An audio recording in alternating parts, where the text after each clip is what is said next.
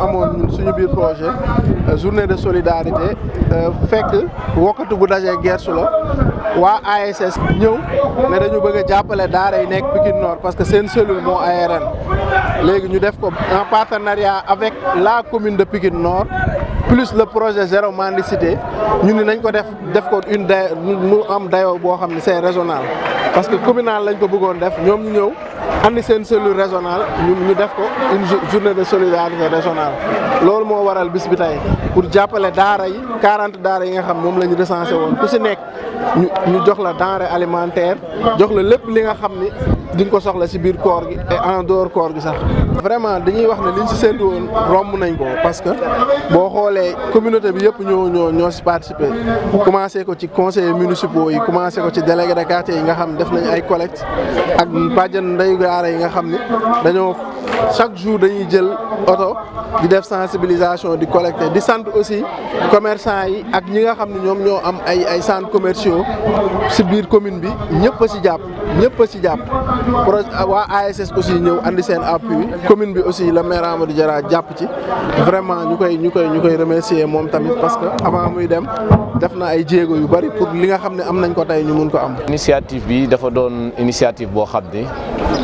ASS da ko yàgg di def at wu nekk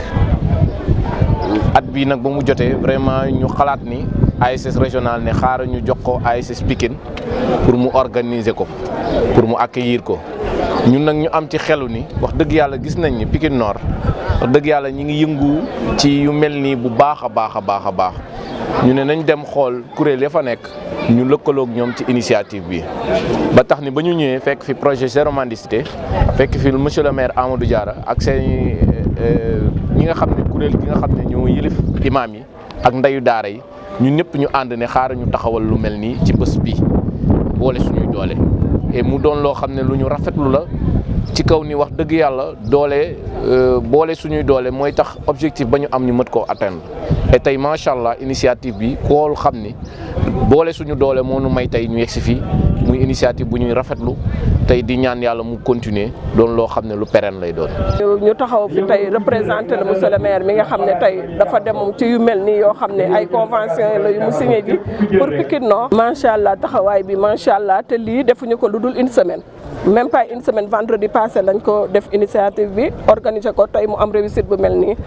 mais dañuy Pikine Nord noom commune la boo xam ne loo fi jaay bu déwénee da nga koy gis mu gën a jar dañuy ñaan yàlla bu déwénee bis bi fii mu toll nii ci surtout loolu dafa bokkoon ci projet zéro mendicité bi maire ne ñaari poste yi fi nekk ku ci nekk dina fa dugal 1 million boo xam ne dañuy defal taalibe ay soins yoo xam ni projet bee koy jël utal nañ leen tamit ay carnet tey jii joxal nañ leen seen ay carnet de santé ñoom ñëpp.